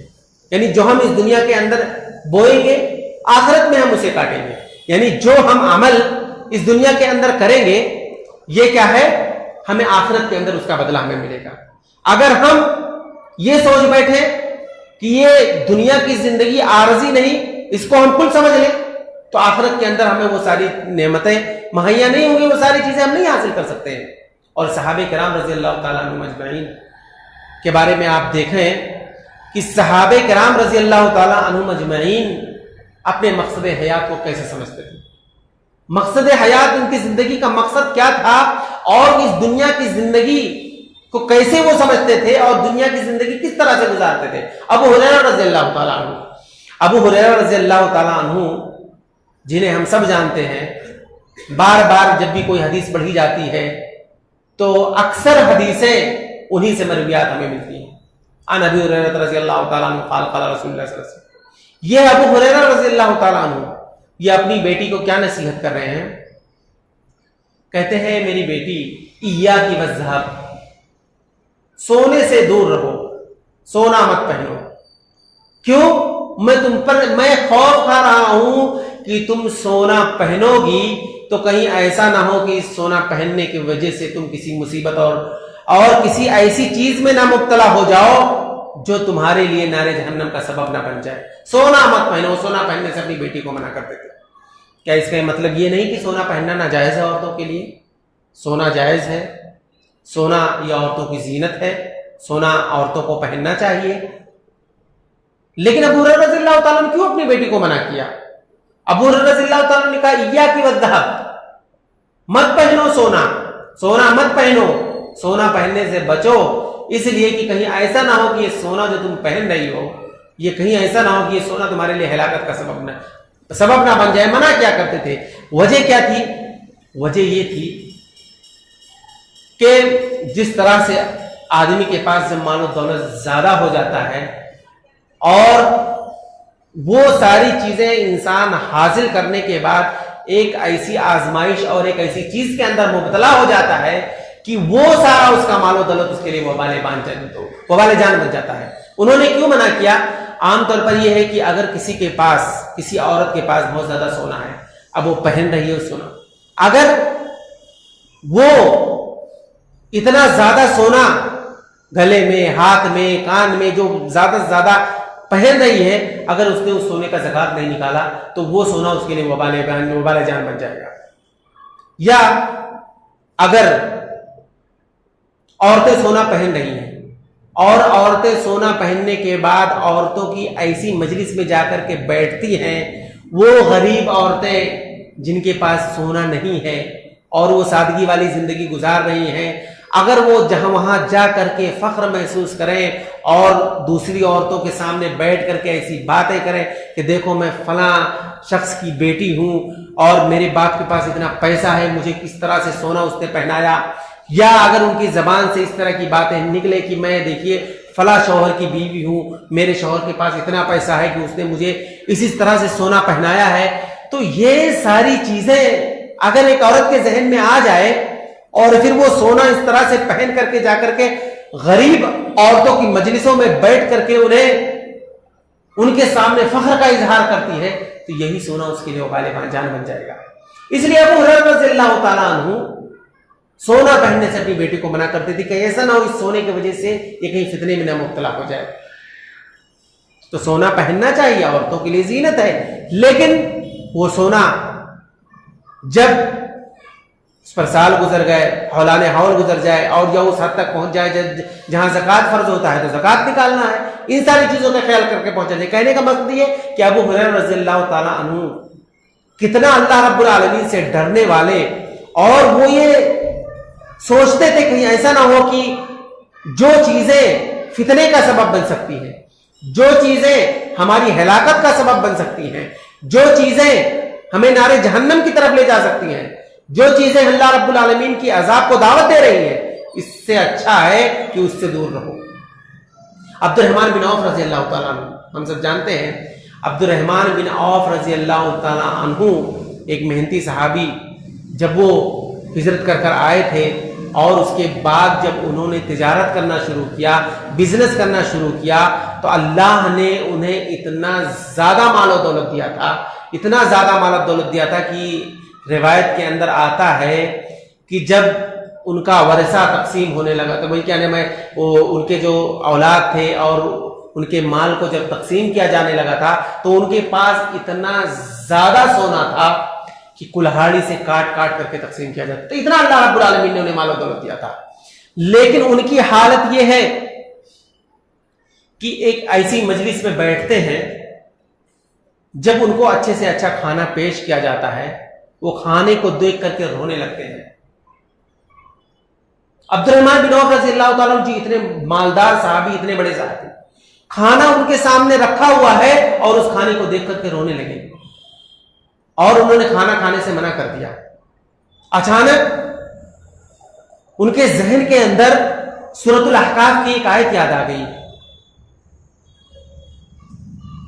कुरान मजीद सूरह अहकाफ की एक आयत है, काफिरों के बारे में अल्लाह रब्बुल आलमीन ने कहा कि अज़हबतुम तय्यिबातिकुम फी हयातिकुम दुनिया फल्यौम तुज़्ज़ौना अज़ाबल हूनी बिमा कुंतुम तक़ूलूना अल्लाहि गैरिल हक़्क़ि। इस तरह की एक आयत है, लंबी आयत है। वो आयत हजरत अब्दुर्रहमान बिन औफ के सामने जब आई और उनके जहन के अंदर ये बात आई, तो सोचने लगे कि ये इस तरह का खाना और जो चीजें, जो बड़ी बड़ी इस तरह की नेमतें और जो खाने के अंदर मुख्तलिफ किस्म की डिशें सजाना, और कहीं ऐसा ना हो कि अल्लाह रब्बुल आलमीन ने जो आरजी जिंदगी हमें दी है, कहीं ऐसा ना हो कि ये इस तरह का मैं खाना खा रहा हूं, तो कहीं ऐसा ना हो कि अल्लाह रब्बुल आलमीन इस चीज के बारे में हमसे सवाल जवाब करने लगे। उनके दिलो दिमाग के अंदर एक डर था, एक आखिरत का खौफ था, इसलिए अब्दुर्रहमान बिन औफ रज़ियल्लाहु ताला ने इस तरह से खाना खाने के लिए मना किया और कहा कि मतलब मैं तो सिर्फ और सिर्फ अपनी जिंदगी को ऐसे ही गुजारना चाहता हूं जो एक सादगी वाली जिंदगी हो, और अपनी जिंदगी के अंदर वो सारी चीजें मैं इस तरह से इस्तेमाल करना चाहता हूं, खाने के ताल्लुक से, लिबास के ताल्लुक से, कि कहीं ऐसा ना हो कि आखिरत के अंदर जब अल्लाह रब्बुल आलमीन के रूबरू हम लोग हाजिर होंगे, अल्लाह रब्बुल आलमीन जब अपने बंदों से सवालों जवाब करना शुरू करेगा। तिरमिजी की रवायत है कि अल्लाह रब्बुल आलमीन जब अपने बंदों से सवालों जवाब करना शुरू करेगा तो लैसा बैनहु व बैनहा तर्जुमान, कोई ट्रांसलेटर नहीं आएगा जो अल्लाह रब्बुल आलमीन से और तुम्हारे दरमियान बैठ करके तर्जुमे के जरिए से सवाल जवाब, अल्लाह ताला तर्जुमे के जरिए से नहीं, अल्लाह रब्बुल आलमीन अपने बंदों से डायरेक्ट सवाल जवाब करेगा। और जब अल्लाह रब्बुल आलमीन किसी पर सवाल जवाब करने पर, किसी से सवाल जवाब करना शुरू कर देगा, उसकी हालत क्या होगी? क्या हम अल्लाह रब्बुल आलमीन के सवाल का जवाब दे सकते हैं? अल्लाह रब्बुल आलमीन अपनी नेमतों के बारे में पूछने लगेगा कि हमने तुम्हें नेमत दी थी, हमने तुम्हें दुनिया के अंदर ये चीजें दी थी, हमने दुनिया के अंदर तुम्हें इतना ज्यादा माल दिया था, हमने तुम्हें दुनिया के अंदर औलाद अता किया था, हमने तुमको इतना ज्यादा माल दे दिया था, तुम बिल्डिंगें बनाते थे, और इसी तरीके से तुम्हारे पास इतना ज्यादा माल था, तुम बंगले वगैरह बनाते थे, उस पर खर्च करते, फख्र करते थे। तो ये सारे सवाल का जवाब कौन दे पाएगा? अल्लाह रब्बुल आलमीन बगैर किसी तर्जुमे के डायरेक्ट सवाल जवाब करना शुरू करेगा। इब्ने आदम के पैर उस वक्त तक हिल नहीं सकेंगे, उसकी जगह से जमे रहेंगे जब तक वो अल्लाह रब्बुल आलमीन के सवाल का जवाब नहीं दे देगा डायरेक्ट। तो ये मकसद हयात, यानी हमारी जिंदगी का जो मकसद है, हमें ये चीज अपने जहन के अंदर लाना है कि दुनिया की जो जिंदगी है ये आरजी जिंदगी है, और दुनिया की नेमतों का इस्तेमाल, दुनिया के अंदर अल्लाह रब्बुल आलमीन ने जो हमें नेमतें अता की हैं, जो सारी चीजें दी हैं, इसको हमें कैसे खर्च करना है, ये भी हमारे मकसद के अंदर होना चाहिए। और आप देखें, एक रिवायत है इस सिलसिले में, आयशा रजी अल्लाह तआला अन्हा, आयशा रजी अल्लाह तआला अन्हा बयान करती हैं, आप देखें नबी करीम सल्लल्लाहु अलैहि वसल्लम की घरेलू हालत, मकसद हयात, उनका मकसद हयात क्या था, कैसे वो जिंदगियां गुजारते थे। जबकि बयान करती हैं कि एक औरत अपनी 2 बेटियों के साथ मेरे घर पे आई और कुछ खाने को मांगने लगी। आयशा रज़ी अल्लाह ताला अन्हा कहती हैं कि मैं अपने कमरे के अंदर गई, अपने घर में गई और ढूंढना शुरू किया कि कुछ मिल जाए खाने के लिए। तो जो भूखी औरत अपनी 2 बेटियों के साथ आई है, कुछ मैं इसे दे दूं। कहती है कि मैं ढूंढना शुरू की तो मुझे कुछ नहीं मिला, सिर्फ 3 खजूरें मुझे मेरे घर में मिली और मैंने वो 3 खजूरें ला करके उस औरत को दे दी। आप देखें कि अल्लाह रब्बुल आलमीन जिस नबी को यह कह रहा हो कि अगर आप चाहें तो ये जो मदीना के अंदर उहुद पहाड़ है, मैं आपके लिए सोना बना सकता हूं, यह उहुद पहाड़ सोने की शक्ल में आपको मिल जाएगा। ये इतने किलोमीटर के अंदर जो लोग गए होंगे मदीना, वो देखे होंगे कि उहुद पहाड़ जो इतना ऊंचा कितने किलोमीटर में फैला हुआ है, इस उहुद पहाड़ को सोना बना करके अल्लाह रब्बुल आलमीन नबी सल्लल्लाहु अलैहि वसल्लम को देना चाहा, लेकिन नबी करीम सल्लल्लाहु अलैहि वसल्लम ने इनकार कर दिया कि मुझे नहीं चाहिए।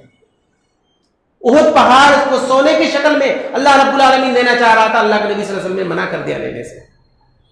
ये नबी करीम सल्लल्लाहु अलैहि वसल्लम की जिंदगी, कि अल्लाह के नबी सल्लल्लाहु अलैहि वसल्लम के घर की हालत आप देखें कि उनके जिंदगी का मकसद क्या था और वो अपनी जिंदगी को कैसे गुजार रहे थे। कि आयशा रज़ियल्लाहु ताला कहती है कि मैं अपने घर में ढूंढ रही थी कि कुछ खाने के लिए मिल जाए, तो मेरे घर में खाने के लिए कुछ भी नहीं थी सिवाय 3 खजूर के।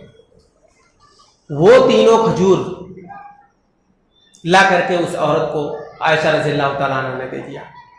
उस मां ने जो अपने साथ 2 बेटियों को लेकर आई थी, उसने एक खजूर अपनी एक बेटी को दिया, दूसरा खजूर अपनी दूसरी बेटी को दिया।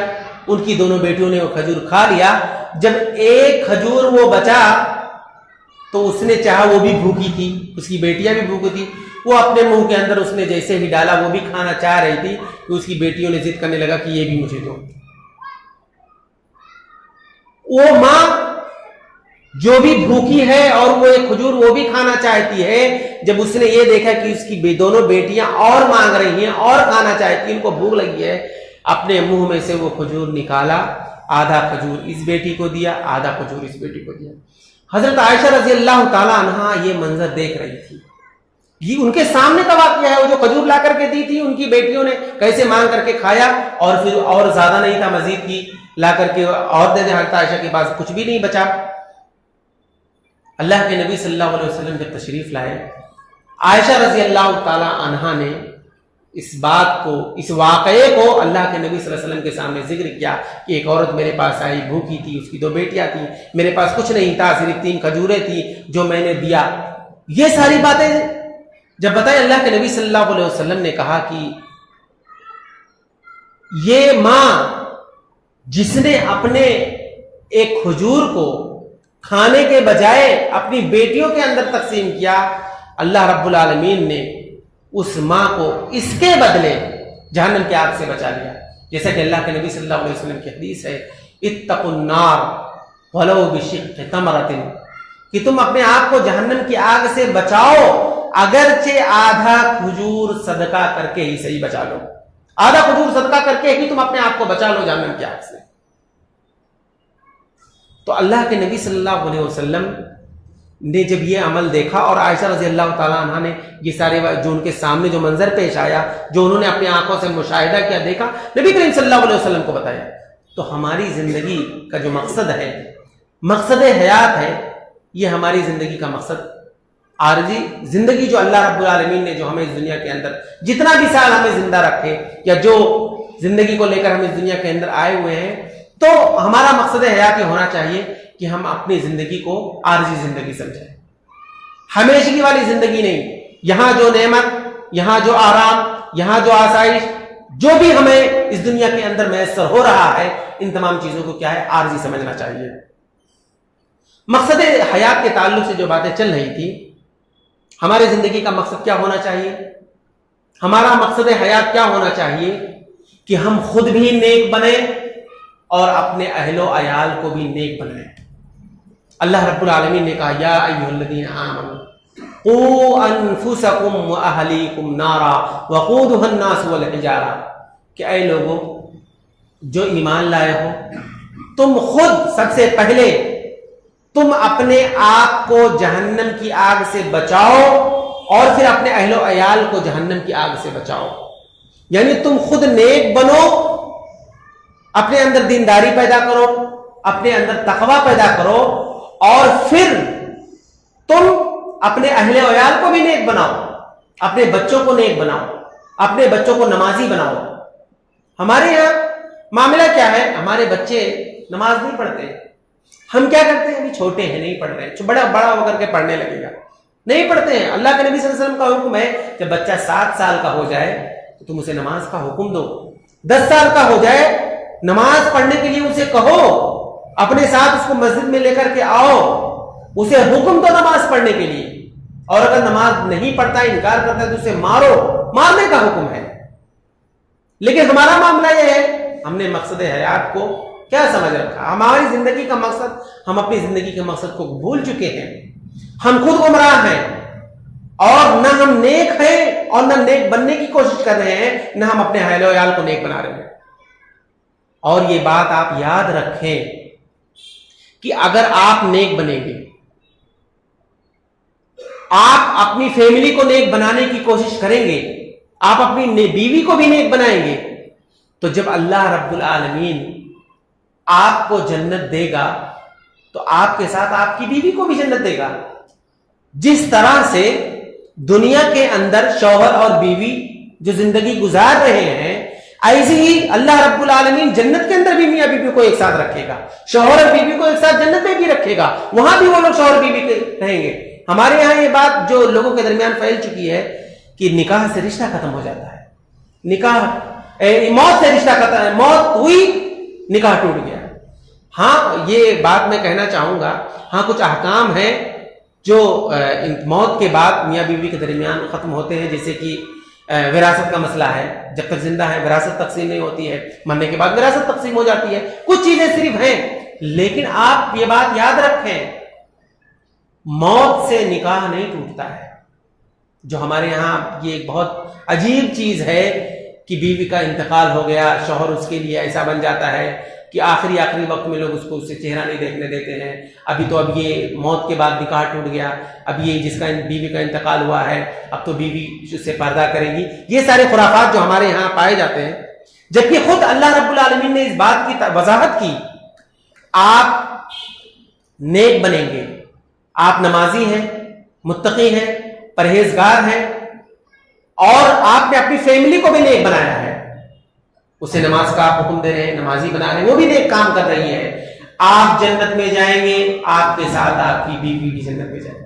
और अल्लाह रब्बुल आलमीन ने एक दुआ भी हमें सिखलाई है कि हमें पढ़ते रहना चाहिए उस चीज को, रब्बना हब लना मिन अज़वाजिना व ज़ुर्रियातिना क़ुर्रता अय्युन वजअलना लिल-मुत्तक़ीना इमामा। कि अल्लाह रब्बुल आलमीन हमारी औलाद को, हमारी आंखों की ठंडक बना। कैसे आंखों की ठंडक बनाने का क्या मतलब है? क़ुर्रता अय्युन, जब आप नेक बनेंगे, आप अपने अहलो अयाल को नेक बनाएंगे, आपकी बीवी नमाजी होगी, आपकी बीवी नमाज पढ़ेगी, आपके बच्चे नमाज पढ़ेंगे, आपके बच्चे मुत्तकी और परहेजगार हैं, नेक हैं, उससे आपको सुकून मिलेगा। ये आंखों की ठंडक का मतलब ये है। आप राहत महसूस करेंगे उनकी इबादतों को देख करके। आपकी बीवी मुत्तकी और परहेजगार है, नेक है, इबादतें करती है, आपके बच्चे नमाजी हैं, आपको सुकून मिलेगा, आपको राहत मिलेगी। वजअलना लिल-मुत्तक़ीना इमामा, कि हमें मुत्तकियों का इमाम बना। यानी आपकी जो फैमिली है, आपके जो अहलो अयाल, आपके बच्चे हैं, आप उनके सरपरस्त हैं, आप उन्हें नेक बनाएंगे, आप खुद नेक रहेंगे, गोया कि आप उनके सरपरस्त हैं, आप इमाम हैं। ये अल्लाह रब्बुल आलमीन ने हमें दुआ सिखलाई है कि इस तरह से हम दुआ करते रहे। तो हमारा जो मकसद है हयात, हमारी जिंदगी का जो मकसद है वो ये कि हम खुद नेक बने, अपने अहल वयाल को, अपने बच्चों को और अपने बीवी को भी नेक बनाएं। और उसका फायदा आपको इस तरह से मिलेगा कि जब आप सूरह तूर पढ़िए, सूरह तूर की एक आयत है कि उसका फायदा हमें कैसे मिलेगा और अल्लाह रब्बुल आलमीन किस तरह से हमें बदला देगा। वो आयत आप इस तरह से देखें, वल्लदीना आमनु वत्तबअतहुम वज़ुर्रियतहुम बिईमान अलहकना बिहिम ज़ुर्रियतहुम। इसका इतना बड़ा फायदा आपको मिलेगा, दुनिया में आप नेक हैं, आप और आपकी बीवी नमाजी हैं, परहेजगार हैं, मुत्तकी हैं, आपके अंदर भी दीनदारी है, आपकी बीवी के अंदर भी दीनदारी है, दोनों का इंतकाल हुआ, दोनों जन्नत में चले गए। अल्लाह रब्बुल आलमीन ने शौहर और बीवी को जन्नत के एक आला मकाम में रख दिया। जन्नत के अंदर एक ऐसी जगह है जो बहुत ही ऊंचा मकाम, बहुत अच्छी जगह है, अल्लाह रब्बुल आलमीन ने उनको वहां कर दिया। अब आपके जो बच्चे हैं, बेटे और बेटियां हैं, वो भी जन्नत में गए, लेकिन उनके अमाल उतने अच्छे नहीं थे, कुछ कमी थी जिसे अल्लाह रब्बुल आलमीन ने उठा करके उनके दूसरे, जन्नत के बहुत सारे दर्जे हम जानते हैं, दूसरे दर्जे में रख दिया। अब शौहर और बीवी जन्नत के दूसरे दर्जे में है, उनके बच्चे दूसरे दर्जे में हैं। लेकिन अगर आप दुनिया के अंदर रहते हुए मकसद हयात को समझ रहे हैं और अपनी जिंदगी के मकसद को पूरा करते हुए अगर आप अपने बच्चों को नेकी का हुक्म दे रहे हैं, बार बार आपको फिक्र है कि आपका बच्चा दीनदार बने, आपको फिक्र है कि आपका बच्चा नमाजी बने, आपको फिक्र है कि आपके बच्चे के अंदर तकवा आए, अगर ये हमारी सोच है और अपनी जिंदगी के अंदर रहते हुए जितने भी साल अल्लाह रब्बुल आलमीन ने दिया है, हम अपनी जिंदगी के अंदर इस चीज को नाफिज कर रहे हैं और इस चीज को अपना रहे हैं, अमली जामा पहना रहे हैं, उसका फायदा अल्लाह रब्बुल आलमीन ने आपको जन्नत के अंदर देगा। कैसे? वल्लदीना आमनु वत्तबअतहुम ज़ुर्रियतहुम बिईमान अलहकना बिहिम ज़ुर्रियतहुम। अल्लाह ने शौहर और बीवी को जन्नत का दूसरा दर्जा दिया है, बीवी बच्चों को दूसरा दर्जा दिया है। तो आपकी ये दुनिया की जो मेहनत है, दुनिया में आपने जो मेहनत किया है अपने बच्चों को नेक बनाने में, आपने जो मेहनतें की हैं, आपकी मेहनत जाया नहीं होगी। अल्लाह रब्बुल आलमीन अपने फजलो करम से जन्नत में आपके बच्चों को आपके साथ कर देगा। ये कितना बड़ा फायदा आपको मिलेगा। जिस तरह से आप दुनिया के अंदर अपने बीवी और बच्चों के साथ पूरी आपकी फैमिली एक साथ रह रहे हैं, ऐसे ही पूरी फैमिली को अल्लाह रब्बुल आलमीन जन्नत में एक साथ कर देगा। आपके बेटे और बेटियां की नेकियां कम हैं, वो जन्नत के दूसरे दर्जे में चले गए। आपकी नेकी और आपकी बीवी की नेकियां ज्यादा हैं, आपको जन्नत का दूसरा दर्जा, दोनों के दरमियान दूरी है। आप बीवी, मियां बीवी एक दर्जे में है, बच्चे एक दर्जे में हैं, तो अल्लाह रब्बुल आलमीन अपने फजलो करम से आपके बच्चों को जन्नत में आपके साथ कर देगा। ये दुनिया में अगर आप मेहनत करेंगे, नेक काम करेंगे, तो जन्नत में अल्लाह रब्बुल आलमीन आपको एक फायदा देगा। तो हमारा मकसद हयात ये होना चाहिए कि हम खुद नेक बने और अपने बच्चों को नेक बनाएं। इसी तरह से हमारा मकसद हयात ये भी होना चाहिए कि अंबिया अलैहिमुस्सलातु व तस्लीम का जो मिशन रहा है वो है दावत व तबलीग, और अल्लाह रब्बुल आलमीन ने दावत व तबलीग की ये जिम्मेदारी जो है हम पर भी आयद की है। हर शख्स पर यह दावत व तबलीग की जिम्मेदारी है कि वो दावत व तबलीग का काम करे। हमारा मकसद हयात ये होना चाहिए कि अंबिया का मिशन हम अपनाते हुए दावत व तबलीग का काम करें। हाँ, ये और बात है, इसकी भी वजाहत कर दूं कि जो काम दावत व तबलीग का उलमा कर सकते हैं वो काम दूसरा आदमी नहीं कर सकता है। जो दीनी काम उलमा करेंगे, जिनको अल्लाह रब्बुल आलमीन ने वो इल्म दिया है, जो अहले इल्म है वो अपना काम करें, और जो अहले इल्म नहीं है, जिनके पास इतना इल्म नहीं है, लेकिन अगर वो भी दावत व तबलीग का काम करना चाहते हैं, अल्लाह रब्बुल आलमीन ने उन्हें भी मौका दिया है, वो भी करें। आदमी रुपए और पैसे के जरिए से भी दावत व तबलीग का काम कर सकता है। आदमी अपना वक्त देकर के दावत व तबलीग का काम कर सकता है। मेहनतें करें आप कि को अल्लाह रब्बुल आलमीन ने मालो दौलत दिया है, अल्लाह रब्बुल आलमीन के रास्ते में दावत व तबलीग के लिए पैसे की भी जरूरत पड़ती है, आप अपना पैसा लगाएं। दावत तबलीग के लिए वक्त की जरूरत पड़ती है, आप अपना वक्त लगाएं। जिसको जो अल्लाह रब्बुल आलमीन ने जैसा मौका, जो चीज, जैसी सलाहियत, जैसी चीजें अल्लाह रब्बुल आलमीन ने दिया है, आप उसे करें। और जिनको अल्लाह रब्बुल आलमीन ने अहले इल्म बनाया है, अहले इल्म अल्लाह वो इल्म वाले हैं, उनके पास बहुत ज्यादा इल्म है, कुरान का इल्म है, हदीस का इल्म है, तो उस हिसाब से वो दावत तबलीग का काम करें, उनकी ये जिम्मेदारी है। इसलिए कि आप इस दुनिया के अंदर रहते हुए अगर दावत तबलीग का काम करेंगे तो आपको बहुत ज्यादा अजर मिलेगा, और अगर आप नहीं करेंगे तो आपको गुनाह भी मिलेगा। जहां फायदा है, सवाब है, वहीं गुनाह भी है। अल्लाह के नबी सल्लल्लाहु अलैहि वसल्लम ने दावत तबलीग करने वालों के लिए क्या कहा? कुंतुम खैर उम्मती, तुम बेहतरीन उम्मत हो। अल्लाह रब्बुल आलमीन ने खैर उम्मत कहा। क्यों खैर उम्मत इस उम्मत को कहा? ये तबलीग करती है, दावत का काम करती है, इसलिए अल्लाह ने इसे खैर उम्मत कहा। कुंतुम खैर उम्मतिन उखरिजत लिन्नास तामुरूना बिल मारूफ व तनहूना अनिल मुनकर। और एक जगह अल्लाह के नबी सल्लल्लाहु अलैहि वसल्लम ने कहा ला यहदियन्नल्लाहु बिका रजुलन वाहिदन खैरुल लका मिन हुमरिन नाम, कि अगर अल्लाह रब्बुल आलमीन आपके जरिए किसी को हिदायत दे देता है, ये सबब आप बने, आपके जरिए से वो हिदायत पाया, वो शिर्क में मुब्तला था, तौबा करके तौहीद परस्त हो गया, बिदात में मुलव्विस था, बिदात से तौबा किया, आपके जरिए वो सुन्नत वाला बन गया, बुत का पुजारी था, गैर मुस्लिम था, अल्लाह की इबादत नहीं करता था, आपके जरिए वो अल्लाह की इबादत करने लगा। आपने उसके पीछे मेहनत की, आपको कितना बड़ा अल्लाह रब्बुल आलमीन ने इनाम, कितना बड़ा सवाब देने का वादा किया। अली रज़ियल्लाहु ताला अन्हु से अल्लाह के नबी सल्लल्लाहु अलैहि वसल्लम ने कहा था, ए अली, तुम जिहाद के लिए निकल रहे हो तो तुम्हारी पहली कोशिश ये होनी चाहिए, तुम्हें क्या करना है? तबलीग करना है, पहले दावत देना है, लोगों को एक अल्लाह की तरफ बुलाना है।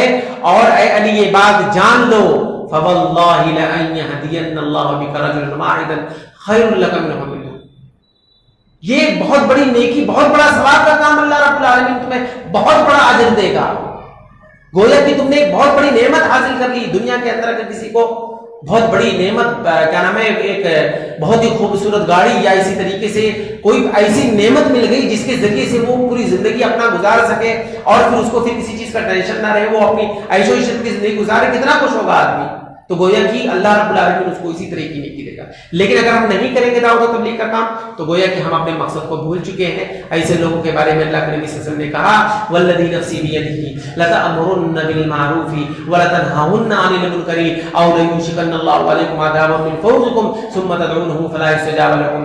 की कसम, अल्लाह के नबी सल्लल्लाहु अलैहि वसल्लम ने कहा कि तुम जरूर भी जरूर लोगों को दावत तबलीग करो, लोगों को दावत दो, अल्लाह रब्बुल आलमीन के वादाने की तरफ लोगों को बुलाओ, और जरूर भी जरूर ऐसा करो। और अगर ऐसा तुम नहीं करोगे तो अल्लाह का अजाब आएगा, और जब अल्लाह का अजाब आएगा सुम्मा तदऊनहु फला यस्तजाब लकुम, और तुम उस अजाब से हटने के लिए और तुम अल्लाह से दुआएं करना शुरू करोगे, अल्लाह मेरे ऊपर मुसीबत आ गई, अल्लाह मेरे ऊपर परेशानी आ गई, अब मैं क्या करूं, कहां जाऊं, अल्लाह इस मुसीबत को दूर कर दे, इस अजाब को हमसे हटा दे। अल्लाह के नबी सल्लल्लाहु अलैहि वसल्लम ने कहा सुम्मा तदऊनहु फला यस्तजाब लकुम, अल्लाह रब्बुल आलमीन तुम्हारी दुआ को सुनेगा ही। तो मकसद हयात हमारा ये होना चाहिए। कितने ऐसे वाकयात हैं, आपको साउथ का एक वाकया है, एक शख्स सिर्फ और सिर्फ कुरान मजीद को सुनने की वजह से उसने इस्लाम कबूल कर लिया, जबकि उसने कुरान मजीद को समझा ही नहीं। जब उससे पूछा गया कि आपने इस्लाम क्यों कबूल किया, तो उसने कहा कि कुछ लोग आते थे मुझे तबलीग करने के लिए, कुछ उलमा थे जो उसको उन्हें तबलीग करने के लिए जाते थे, बहुत सारे लोगों को तबलीग करते थे, बहुत सारी लंबी लंबी तकरीरें करते थे, बहुत सारी अच्छी बातें करते। उसने कहा कि जब ये लोग आकर के मुझे समझाना शुरू करते थे, एक अल्लाह की इबादत करो, ऐसा करो, जन्नत जान, बहुत सारी बातें, तो मेरे जहन में कुछ नहीं पल्ले पड़ रहा था। लेकिन जब वो लोग कुरान करीम की आयतें पढ़ना शुरू करते थे, मुझे अजीब सी कैफियत मालूम होती थी, जबकि मैं उसके मतलब को नहीं समझता था। लेकिन मेरे सामने कुरान मजीद की आयतें जब वो पढ़ते थे और जब कुरान मजीद को मैं सुनता था, नहीं समझ पा रहा था ये क्या है, लेकिन कुरान के अंदर अल्लाह रब्बुल आलमीन ने ऐसी चाशनी, ऐसी चीज पैदा की है कि वो कुरान मजीद को कोई भी आदमी सुनता है, उसके अंदर एक अजीब कैफियत तारीफ होती है। उसने कहा कि कुरान मजीद को जब वो लोग मेरे सामने पढ़ते थे तो मुझे बहुत अच्छा लगता था। तो फिर मैंने अपने दिल में सोचा कि जब कुरान में सिर्फ सुनता हूं तो मुझे अच्छा लगता है, लाओ मैं इस कुरान का मतलब समझूं। उसने उन आयतों का मतलब समझा और कुरान को पढ़ना शुरू कर दिया, इस्लाम कबूल कर लिया। तो दावत और तबलीग की जो जिम्मेदारी है अल्लाह रब्बुल आलमीन ने जो हमें आयत कर रखी है, हमारे ऊपर आयत की है, हमारा जो मकसद है हयात है, हमारी जिंदगी का जो मकसद है कि हम इस दुनिया में रहते हुए दावत और तबलीग करें, तो हमारी जिम्मेदारी यह है कि जितना भी अल्लाह रब्बुल आलमीन ने, देखो मैं आपको ये भी एक बात वाज़ेह कर देना चाहता हूं, दावत और तबलीग की असल जिम्मेदारी जो अल्लाह रब्बुल आलमीन ने उलमा पर रखी है, जरूरी नहीं कि वो उलमा जो किसी मदरसे से फारिग हो वही करें और जिनके पास डिग्री है वही ये काम करेंगे।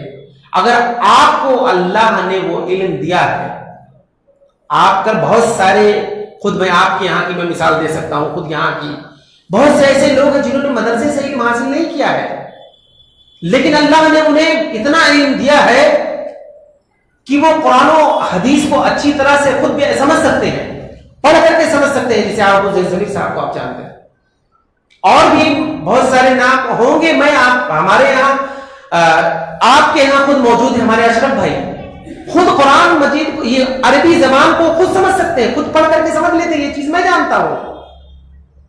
तो ऐसे लोगों का हम इस्तेमाल करें, किसी गैर मुस्लिम को ला करके हम इनके पास बैठा दें, क्या आप इन्हें समझाइए ये शिर्क में मुब्तला है, ये बिदअत में मुब्तला है, और अगर आपके जरिए से उसको हिदायत मिल जाती है, क्योंकि वो आलिम, जरूरी नहीं मैं कह रहा हूं आप आलिम के पास भी आप ले जाइए, बैठाइए, उसका आपको फायदा मिलेगा, वो समझाएंगे कुरान हदीस के सामने। लेकिन जिनको कुरान हदीस का इल्म है, जो अरबी इबारत को खुद पढ़कर समझ सकते हैं, वो दावत तबलीग का काम कर सकते हैं, वो भी करें तबलीग। जरूरी नहीं कि जिसके पास सनद हो, जो मदरसे से सनद हासिल किया है सिर्फ वही कर सकता है, जो खुद अरबी पढ़ करके समझ सकता है।